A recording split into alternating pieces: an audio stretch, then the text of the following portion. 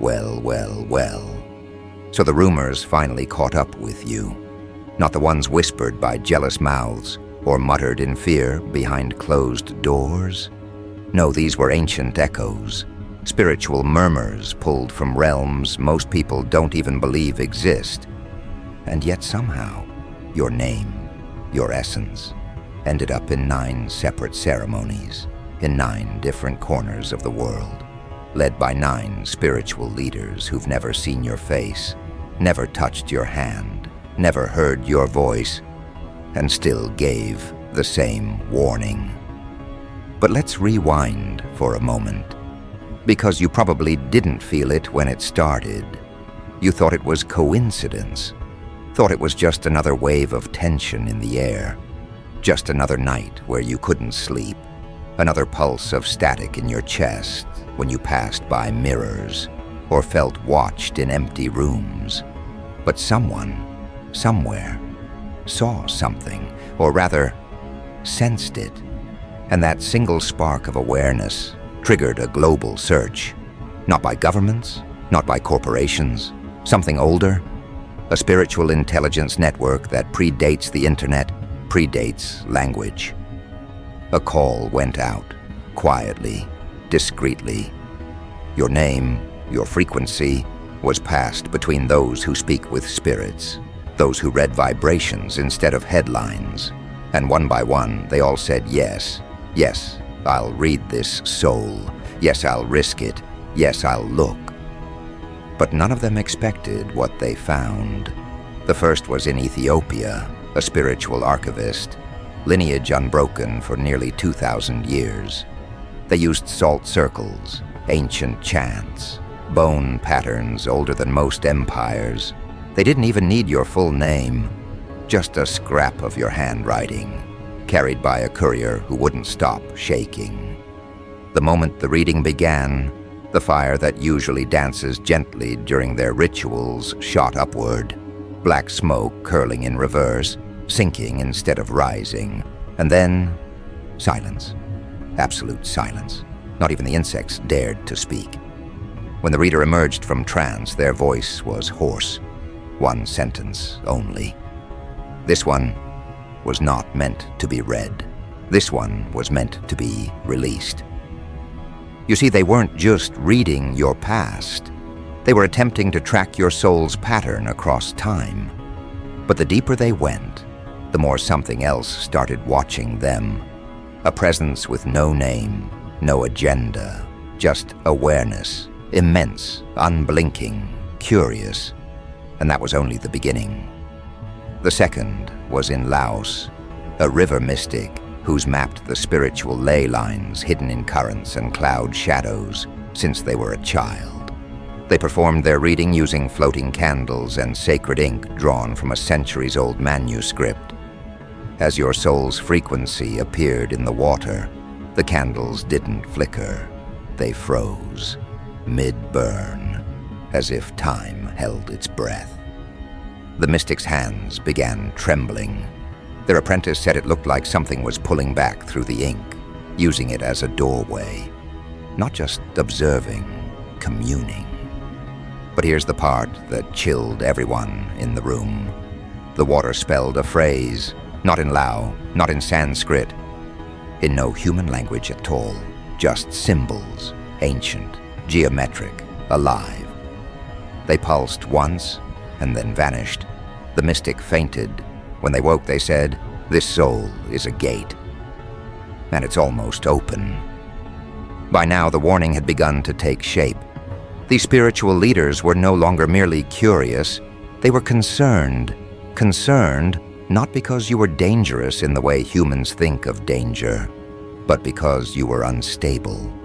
In the same way, a sealed vault full of raw power becomes unstable when someone tries to pry it open. The third reading came from a Syrian desert sage. This one didn't use tools. They simply closed their eyes and let their breath guide them into trance, a method passed down since Babylonian stargazers walked the dunes. What they saw shook them to their bones, not because of what you are, but because of what follows you. a procession, figures cloaked in shadow and light, tethered to your aura like memories that haven't happened yet. They called them echoes of future consequences. The sage refused to speak of what they saw directly, but in their written account, they left one phrase repeated 3 times in different ink, in different handwriting, as if written by 3 different versions of themselves. The phrase, "This soul cannot be stopped," only witnessed. By now the pattern was undeniable. Every reading brought back the same undercurrent. You were not some lost soul looking for answers. You were a returning force, and the veil between your current identity and your true nature. It's thinning. The 4th was in the Andes, a Quechua healer who reads coca leaves with a precision scientists have tried and failed to explain. They spread the leaves, said your name aloud, and every single leaf flipped at once, without wind, without touch. The healer sat still for a long time. When they finally moved, they burned the leaves without explanation and said, "This soul remembers being fire, and fire does not forget being caged." It was no longer about who you are, but about what you're becoming. These leaders didn't just see a person, they saw a process, an ignition, a reassembly of something vast, something shattered long ago, and now quietly realigning its pieces through you. The 5th was a Vedic scholar in northern India. They used mantra resonance to scan your spiritual architecture, and when they began, their instruments, precisely tuned to cosmic vibrations, started echoing back frequencies never heard before. Not higher, deeper. Subharmonics that bent metal, warped glass, and made the air feel too heavy to breathe. They stopped the ritual halfway, declared the energy non-categorizable, and wrote a single note. This soul is not inside the body. This body is inside the soul. And this brings us to the 6th, a priestess from the old Nigerian Orisha traditions. She invoked Ogun, Sango, and Yemoja, but none answered. Instead, an unnamed force arrived, through smoke, through ash, through dream. It didn't speak, it sang. A song no one in the ritual had ever heard, but all of them understood. The priestess wept, not from fear, but recognition. She said your soul's energy reminded her of a story her grandmother told, a story that wasn't supposed to be real.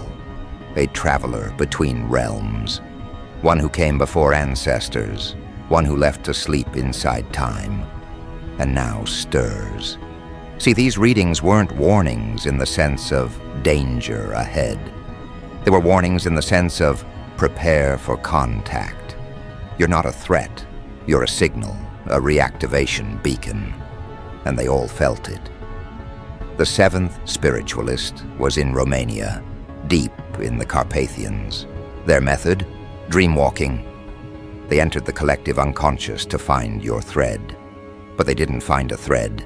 They found a knot, a dense, humming mass of compressed memory, identity, purpose. And as they approached it, they were seen. Not by you, but by the intelligence that guards you.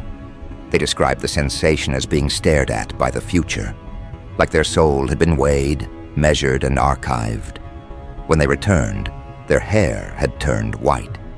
They left one note: do not untie the knot. The knot unravels you. And yet, despite all these encounters, all these warnings, all these fragments of what you are, none of them ran. None of them destroyed their notes. Because they understood something most people never will. You are not a mystery to be solved. You're a prophecy in progress. And that's when the 8th stepped in. Not a priest, not a healer, not a guru, something rarer. A silence keeper from the Siberian wastelands. No name, no followers, no doctrine. Just a presence known in whispers among spirit walkers and death mediums. The kind of figure people call only when they've run out of candles and prayers. This one didn't ask for your birth chart or energy signature. They didn't request an object, a name, or even an image. All they said was, "Bring me the echo." So they did. A sliver of your voice, captured from a forgotten voicemail. 12 seconds, that's all. And that was enough. The Silence Keeper didn't light incense or chant invocations. They just listened, and after the 12th second, they fell into a trance, eyes rolled back, body rigid, frost forming on the walls around them despite the crackling fire. What happened during that trance was recorded by a witness. The Silence Keeper spoke in a tongue no one present had ever heard. Not Russian, not ancient dialect, not any known language. Just rhythm, vibration, sound, shaped like meaning. Later, when played back, the audio caused electronics to short-circuit. One of the researchers began hallucinating symbols in the static. When the Silence Keeper awoke, they simply wrote, "The echo carries authority." This soul does not request passage. It asserts dominion. You don't ask permission to exist. You declare presence. That's when the warnings started to change shape. Up to that point, they were protective, cautious, like spiritual traffic signals. But now, they were starting to look more like countdowns. The 9th was a dream alchemist in Morocco, known for extracting messages from dreams layered so deep, even the dreamer forgets them upon waking. They didn't try to contact your soul. They let your soul contact them. For 9 nights, they entered deep trance states and recorded everything they saw. Every night ended the same, a vision of an enormous clock, suspended in a void, ticking backward. And in the final dream, when the last hand struck 0, they woke up screaming. They weren't screaming in fear. They were screaming in relief. They said, "It's not an ending, it's an alignment. And when it happens, this soul will no longer walk, it will reveal." You've been acting human for so long that even you started to believe it. Going through motions, fitting inside rules, trimming your edges to fit into places you were never meant to shrink for. But something ancient inside you has had enough. And now, your soul is calling its pieces home, one realization at a time. And the spiritual world, it knows. Let's go back to that moment, before they warned anyone else. When these 9 leaders compared notes, not across phone lines or emails, across dimensions, through dream threads, through astral memory fields, through signs carved into the bones of existence itself. What they found horrified them, not because it was evil, but because it was inevitable. They weren't reading your future. They were reading their own fate, reflected through the gravity of your becoming. See, they started to realize something about your path, something that unified all their visions, all their symbols, all their disturbances.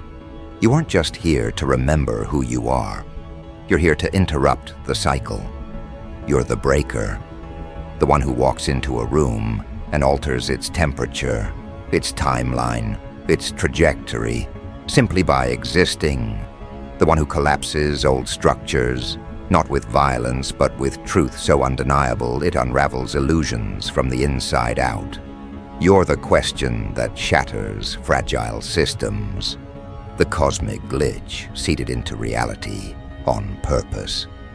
And they saw it, all 9 of them. They saw what happens when your awakening reaches full resonance. And it scared them, not because they fear you, but because they fear what your memory will activate in others. You are not an isolated phenomenon. You're a signal tower, a broadcast, a spiritual catalyst encoded in flesh and emotion. And when you reach critical mass, when your frequency becomes unignorable, others will remember too. It begins with the strange synchronicities, the numbers, the dreams, the pull toward forgotten texts or impossible memories. Then the emotions come, so deep they don't feel personal anymore, as if you're grieving someone else's war, as if you're carrying a pain older than this life. That's not confusion, that's retrieval, soul fragments returning, limiters cracking. And the thing that's been guarding you this whole time, it's not some detached spirit floating above you like a bodyguard. It's you, a version of you untouched by fear. A being you left in the higher realms to keep watch while you descended into the density of this world. And now, it's leaning in. Not because you're in danger, but because the time to reunite has arrived. That's the part none of these spiritual leaders said aloud in their warnings, but they felt it.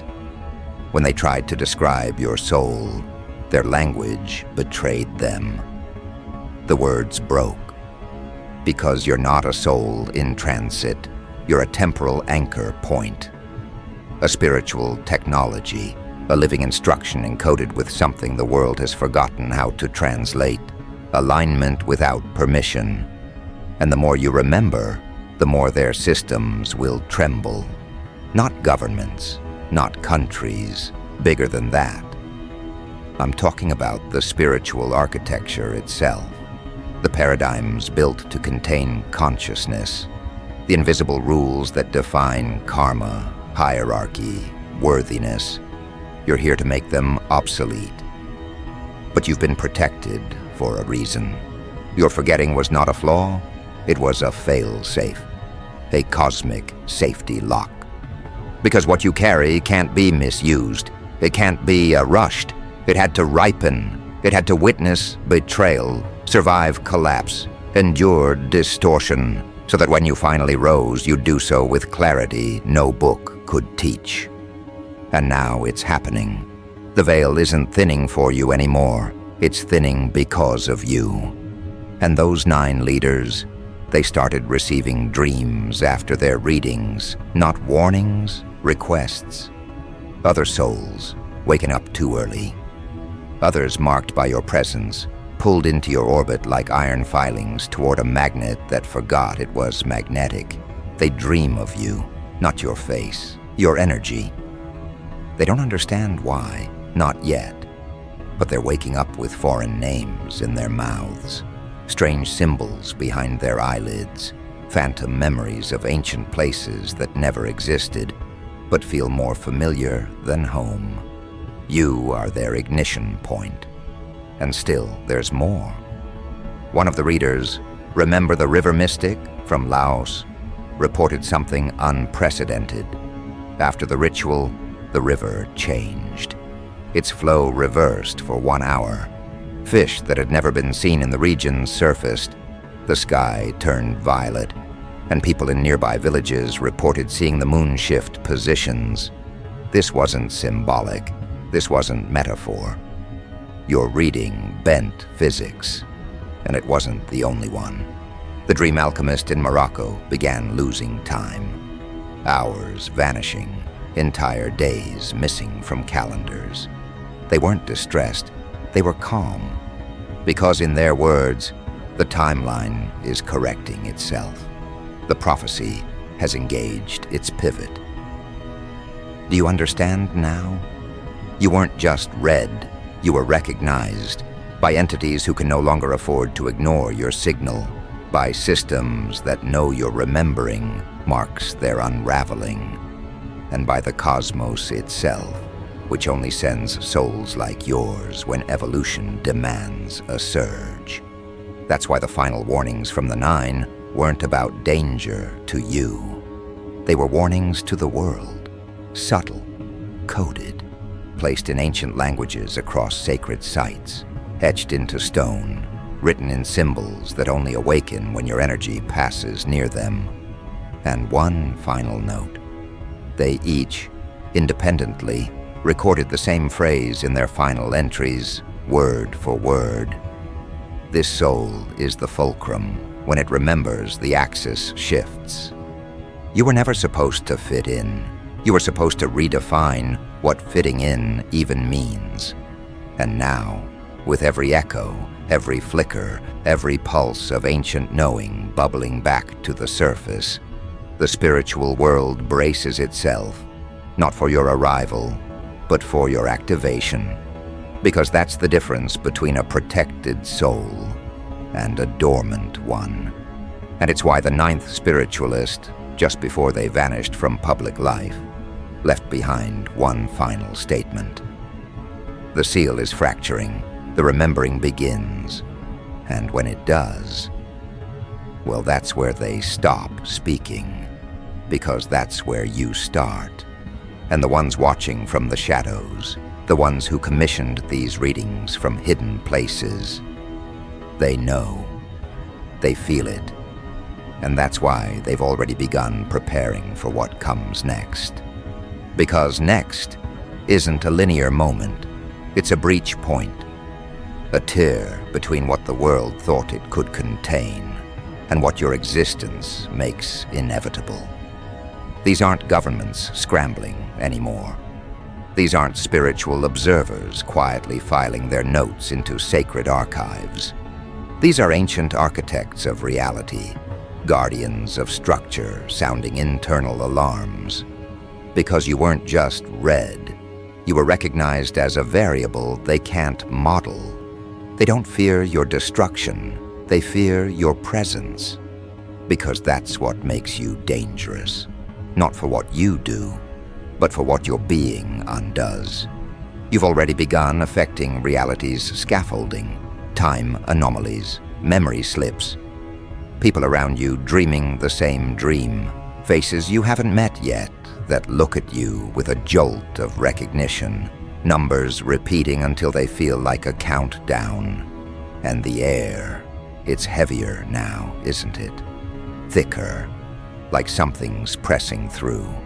That's not imagination, that's approach. See, after those 9 spiritual leaders delivered their warnings, something else happened, something they didn't anticipate. They started vanishing, not physically, spiritually, as if their frequencies were being archived. Their presence still lingers, but dulled, like an echo trapped in amber. Because when they connected with your soul's pattern, they didn't just read you, they touched the current. And once you touch that current, you don't get to stay unchanged. The Silence Keeper in Siberia, gone. No trace, no farewell, just silence where their signal used to be. The Quechua leaf reader now speaks in patterns only children understand. The Moroccan dream alchemist keeps scribbling spirals with symbols that don't exist in any human language, but do exist in your memories. This isn't coincidence. This is resonance, bleed. Their proximity to you began collapsing their alignment with this version of the world. Because your awakening doesn't just elevate you. It destabilizes everything that anchored others in old frequencies. Systems, people, beliefs, they start to shake. You felt it. Relationships dissolving for no reason, jobs evaporating, paths, once so clear, now fogged out. That's not failure, that's calibration. You're not losing alignment, you're shedding limitation. The ones in the shadows knew this might happen. That's why they tried to intercept, before your dreams became maps. Before your memories started pulling artifacts from the astral, before you remembered what you really are, a conduit, not of light, not of darkness, of origin. An origin doesn't play by the rules of healing or hurting. It simply restores truth. And that truth, it terrifies them, because it's a truth that predates obedience, predates control, predates fear. So they've launched a new operation, not to stop you. They know that's impossible now, but to contain your influence, to muddy the signal. Through noise, through distractions, through doubt. They've placed watchers near you. Souls who don't even know they're acting as anchors. Conversations that pull you downward. Emotions that feel like yours but aren't. Faces that smile but leave you cold. It's all designed to do one thing, make you forget that the breach already happened. Because it did. Not in some cosmic prophecy, not on some mountaintop. In you. The moment you stopped seeking permission to evolve. The moment you felt your bones hum when truth passed through your body. That was it, the activation. And now the countdown is reversed. Not toward explosion, toward emergence. You were never the one meant to ignite the war. You were the one designed to end the illusion of needing one. So what happens now? What do those who tried to study your soul, those who paid for the 9 readings from behind the veil, do when the veil itself starts tearing? They run protocol, ancient defense mechanisms, spiritual dampeners, traps not for the body but for the frequency. You'll feel them as fatigue, as spiritual static. You'll question yourself more in the next few weeks than you have in your entire life. That's their plan. Not to kill you, but to stall you. Because your soul's reformation timeline is now ahead of their projections. You're moving too fast, too cleanly. The old wounds they thought would paralyze you are healing with integration, not resistance. The triggers they planted now serve as awareness points, not distractions. You're transmuting poison into prophecy, and they never accounted for that. That's when their panic becomes tactical. They begin to send decoys, not people, opportunities, fakes, false missions, purposes designed to look spiritual, but carry no soul charge. You'll be offered roles, labels, platforms, invitations to play hero in someone else's storyline. But here's the catch. None of it will feel right. Because deep down, you don't want to lead movements. You are the movement. And those who are ready to remember will feel it. No speech needed, no branding, no explanation. Just your frequency walking into a room and undoing amnesia. That's the prophecy they feared.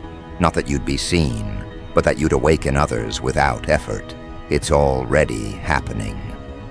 Ever wonder why some people confess things to you they've never said out loud? Why others avoid eye contact, even when you're silent? Why strangers look at you like they've failed a test they didn't know they were taking? They're not reacting to your personality. They're reacting to your aura in truth mode. And that's why the systems are fracturing now. Technology glitches more around you. Time warps slightly. You start seeing through the cracks, people's masks, their stories, their unconscious programming.